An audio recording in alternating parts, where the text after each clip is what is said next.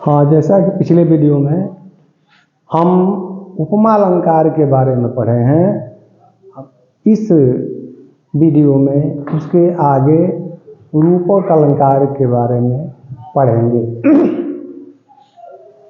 जैसा कि नाम के अनुसार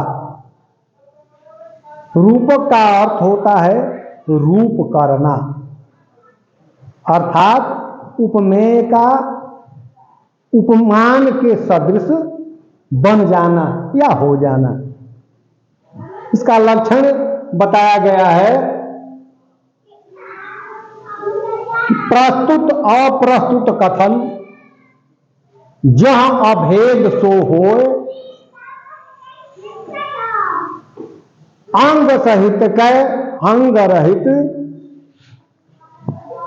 रूपक कहिए दो। अब इसमें रूपक के दो भेदों का भी वर्णन बता दिया गया है, वर्णन कर दिया गया है कि रूपक दो प्रकार के होते हैं, सांग रूपक और दूसरा होता है निरंग रूपक। अब इसकी परिभाषा है कि जहां उपमेय में उपमान का भेद रहित आरोप किया जाए वहां रूपक अलंकार होता है। अर्थात यही समझ में न आए कि उपमेय कौन है और उपमान कौन है। इसीलिए हमने कहा था कि जो उपमा अलंकार को विधिवत पढ़ लेगा उसको अर्थालंकार के किसी भी भेद का अध्ययन करने में कोई दिक्कत नहीं होगी। अब यहां दिक्कत जो नहीं पढ़ा रहेगा उपमा अलंकार, उसको समझ में नहीं आएगा कि उपमेय कौन है और उपमान कौन है। उपमेय को चार और नामों से जानते हैं: प्रस्तुत, विषय, प्रासंगिक और विशेष्य।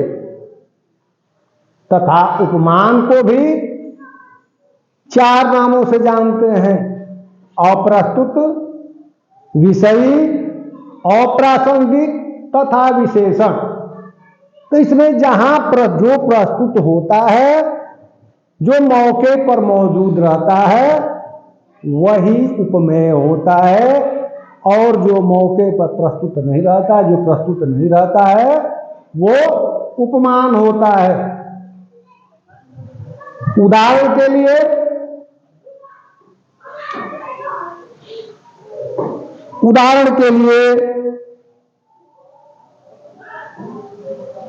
चरण कमल बंदो हरिराई।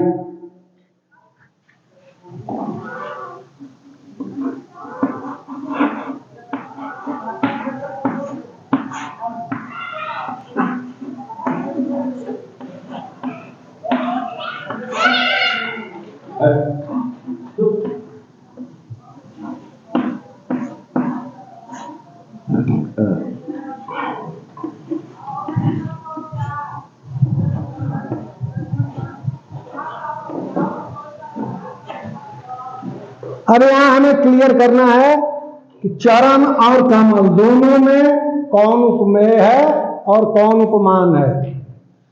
इस चरण और कमल में कौन उपमान है और कौन उपमेय है। बाबू, जो उपमा अलंकार नहीं पढ़ा होगा, उपमा के चारों अंग के बारे में नहीं अध्ययन किया होगा, वो व्यक्ति इसका भेद नहीं समझ सकता है, इसका रहस्य नहीं समझ सकता है। जबकि उपमेय को चार नामों से हम बता चुके हैं तथा उपमान को भी चार नामों से बता चुके हैं। इसमें चार नामों में उपमेय के अतिरिक्त चार नाम हैं: प्रस्तुत, प्रासंगिक, विषय तथा विशेष्य। तो यहां देखेंगे कि प्रस्तुत कौन है। चरण प्रस्तुत है कि कमल प्रस्तुत है?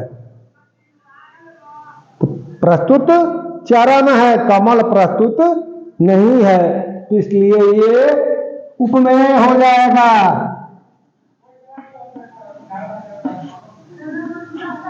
और कमल जो है उपमान हो जाएगा।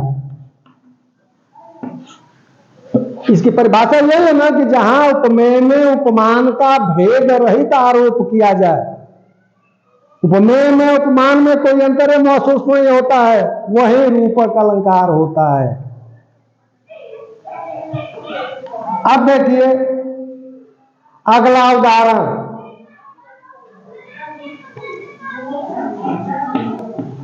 माया दीपक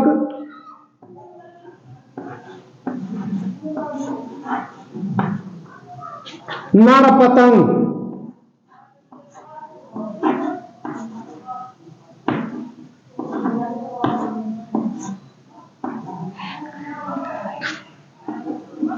भ्रमि भ्रमि वे पंत,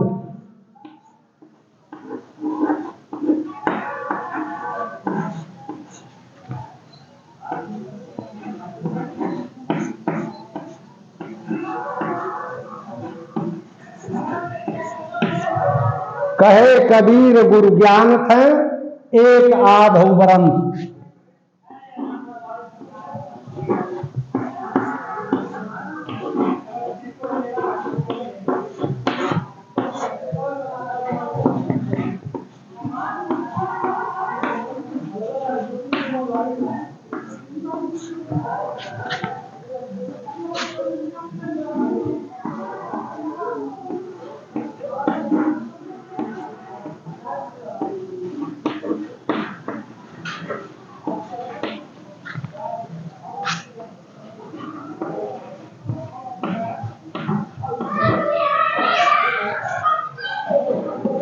अब देखिए इसकी एक पहचान भी है, ये सामासिक चिन्ह जो दिया गया है बाबू, यही रूपक अलंकार की मुख्य पहचान है।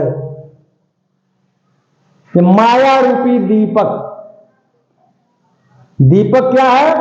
उपमेय है, और माया क्या है? उपमान है। नर पतंग, नर जो है उपमेय है, और पतंग यानी कीड़े मकोड़े क्या हैं? उपमान है। और जब इसका अर्थ आप लोग समझेंगे, कबीरदास जी कहते हैं कि माया रूपी दीपक पर, माया रूपी दीपक पर मनुष्य रूपी पतंग बार बार आकर्षित होकर उसके पास चले जाते हैं, लेकिन गुरु ज्ञान होने के कारण जिन मनुष्य रूपी पतंग को गुरु के सानिध्य में रहने का अवसर मिला होगा, जिनको गुरु से ज्ञान प्राप्त हुआ होगा, ऐसे ही मनुष्य रूपी पतंगे उस दीपक के पास, माया रूपी दीपक के जाल में पड़कर जलने से बच जाते हैं। अगला उदाहरण है भजमन चरण कमल अविनाशी।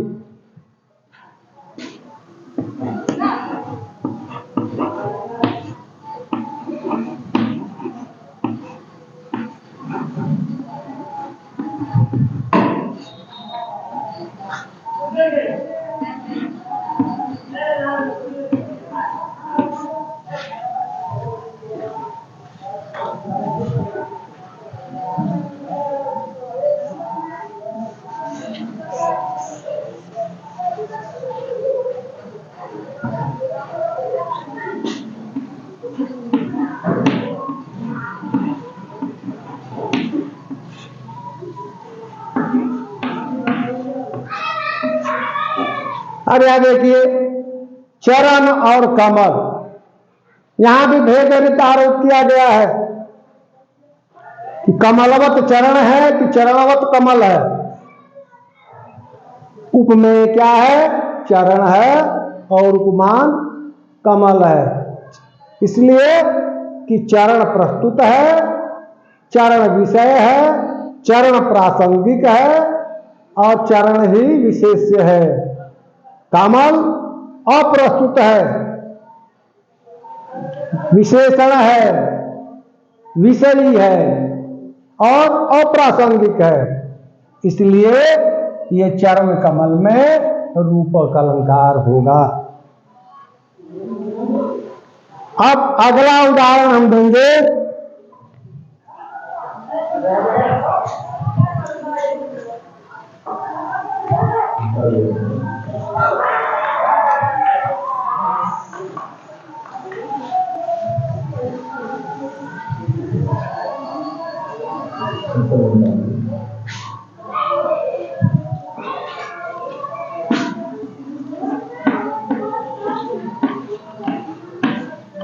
उदित उदयगिरि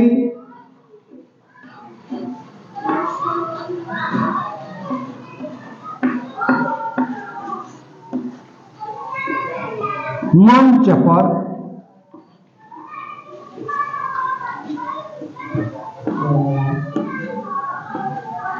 रघुबर बाल पतंग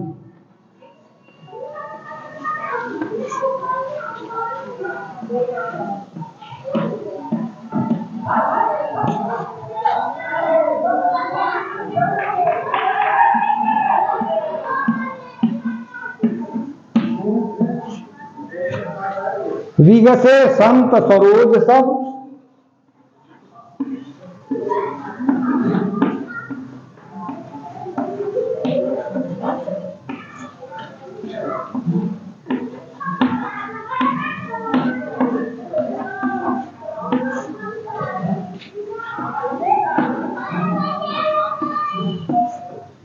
हर्षे लोचन वृंद।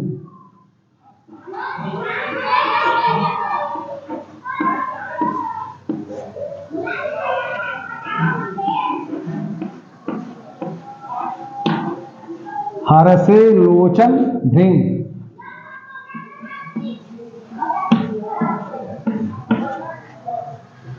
अब देखिए इसका अर्थ समझ लीजिए पहले, बाकी समझ में आ जाएगा। उदित उदयगिरि मंच पर, उदयाचल पर्वत रूपी मंच पर रघुनाथ जी रूपी बाल सूर्य के प्रकट होते ही, यहां पतंग का पहला जो उदाहरण दिए थे उसमें पतंग का कीट मकोड़ा हुआ था, लेकिन यहां पतंग का सूर्य होता है। उदयाचल पर्वत रूपी मंच पर रघुनाथ जी रूपी बाल सूर्य के प्रकट होते ही, उदय होते ही विगसे संत सरोज सब, संत रूपी कमल खिल जाते हैं।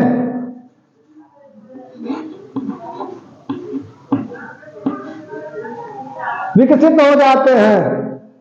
हर्षे लोचन भृंग, और उनके नेत्र रूपी भंवरे हर्षित हो जाते हैं।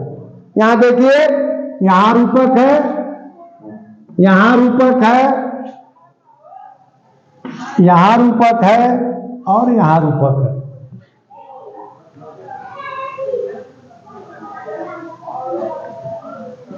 और उदाहरण अगर आप लोग लेना चाहें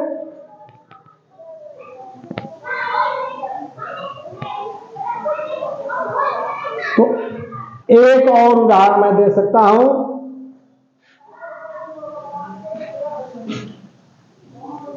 कमल नयन को छाड़ महात्म,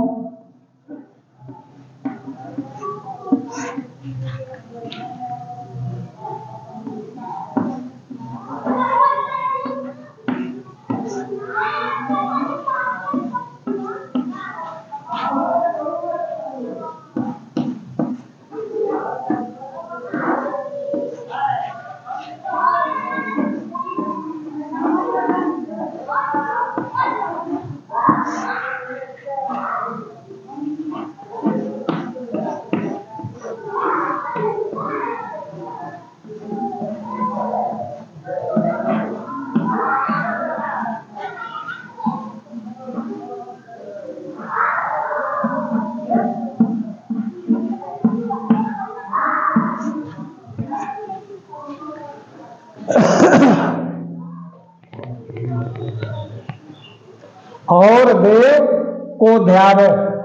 यहां कमल नयन, कमल ही नेत्र हैं जिनके, अर्थात कृष्ण की उपासना छोड़ करके या प्रभु राम की उपासना छोड़ करके ऐसा कौन उपासक होगा जो दूसरे देवता की आराधना करने की सोच रखे?